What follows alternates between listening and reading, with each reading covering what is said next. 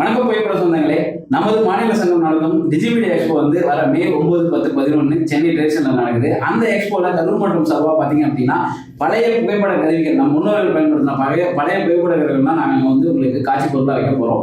So 1953 பயன்படுத்த கேமரால இருந்து 1990 காலகட்டத்தில் பயன்படுத்துகிற கேமரா எல்லாமே உங்களுக்கு டிஸ்பிளே அங்கே வைக்க போகிறோம்.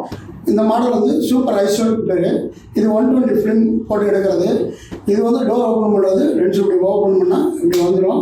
இது வந்து 120 ஃபிலிமு. ஒரு ரோலுக்கு வந்து 12 ஃபிலிம் தான் எடுக்க முடியும். அந்த மாடலை சேர்ந்த கேமரா இது.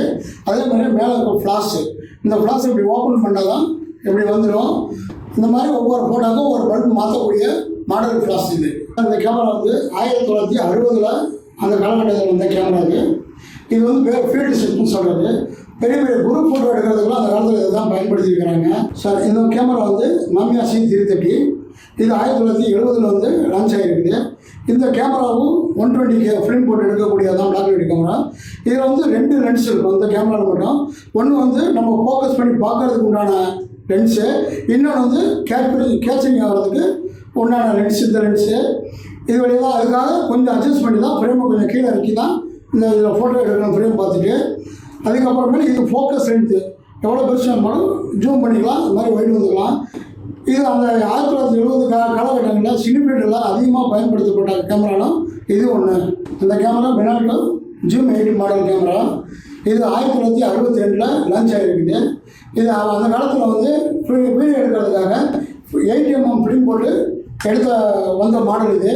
கையில் வச்சுக்கிறது ரஷ்யன் கேமரா, ஜெனிஸ் கம்பெனி. இது ஒயிலைட் ஃபோட்டோகிராஃபருக்கோசரம் விட்ட கேமரா இது. இது வந்து இதோட லென்ஸ் வந்து 300 ஃபிக்ஸட் ரெடி.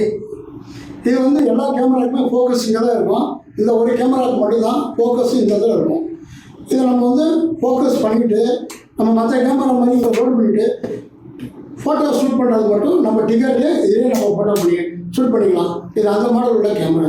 இந்த மாதிரி நாங்கள் 120 கேமராக்களை அங்கே காட்சிப்படுத்துறதுக்கு பிளான் பண்ணியிருக்கோம். ஸோ இந்த டிஜிமீடியா எக்ஸ்போவில் இந்த கேமராவை எடுத்து நீங்கள் எப்படி மெக்கானிசம் ஒர்க் பண்ணுற அப்படிங்கிறத தெரிஞ்சுக்க முடியுமோனால ஸோ இந்த ஆப்பர்ச்சுனிட்டியை மிஸ் பண்ணிடாதீங்க. வரக்கூடிய 9, 10, 11 மே மாதம் நடக்கக்கூடிய டிஜிமீடியா எக்ஸ்போவில் சென்னை ட்ரேட் சென்டரில் நீங்கள் இந்த கேமராவை பயன்படுத்தி பார்க்கலாம். இந்த ஆப்பர்ச்சுனிட்டியை மிஸ் பண்ணிடாதீங்க, கண்டிப்பாக வந்துடுங்க.